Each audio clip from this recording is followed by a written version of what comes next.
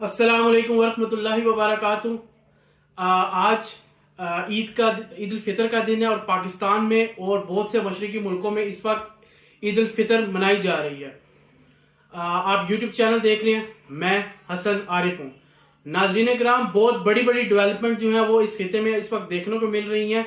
जैसे कि इससे पहले भी मैंने आपसे शेयर किया, आज इसराइल ने एक और एनर्जी सेक्टर पे एक और न्यूक्लियर फैसिलिटी पर ईरान की हिट किया है। ये बताई जा रही है कि नेटेंस न्यूक्लियर फैसिलिटी है जिसको इसराइल ने इस वक्त हिट किया है। ताहम ईरान का कहना है कि किसी भी किस्म की कोई भी लीकेज जो है वो इनरिचमेंट के हवाले से नहीं हुई। इसके साथ ही ईरान ने इसके रिस्पॉन्स में डिगो ग्रासिया जो इंडियन ओशन पे यूके और यूएस का मिलिट्री एक बेस थी उस आइलैंड पे, इसको हिट किया है। और ईरान ने अपनी टेक्नोलॉजी को एक दफा फिर साबित किया है कि उसके जो मिसाइल हैं वो 4000 किलोमीटर अवे तक जा सकते हैं।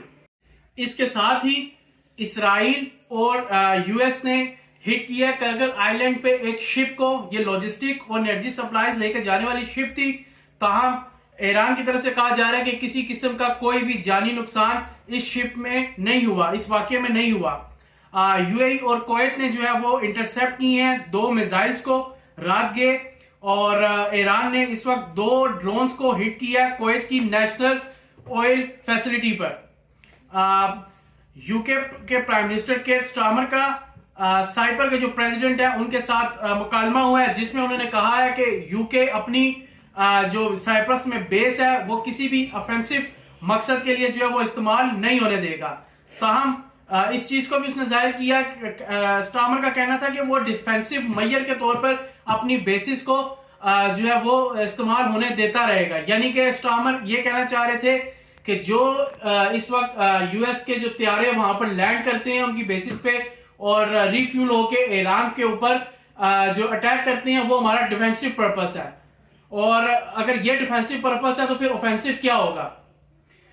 इसके साथ एक जो शहादत हुई थी अली मोहम्मद नैनी जो स्पोक्स पर्सन थे आईआरजीसी के, और इस्माइल अहमदी जो इंटेलिजेंस चीफ थे। इन दोनों की नमाज जनाजा तेहरान में और कुम में अदा कर दी गई है। ईरानी फॉरेन मिनिस्टर अब्बास गराक्ची का कहना है कि वो किसी भी किस्म का कोई भी जो है वो सीज फायर नहीं चाहते, ना टेम्परेरी तौर पे। अगर लॉन्ग टर्म में कोई परमानेंट सोल्यूशन इस तरफ निकलता है तो वो उसके लिए सोचने के लिए तैयार हैं।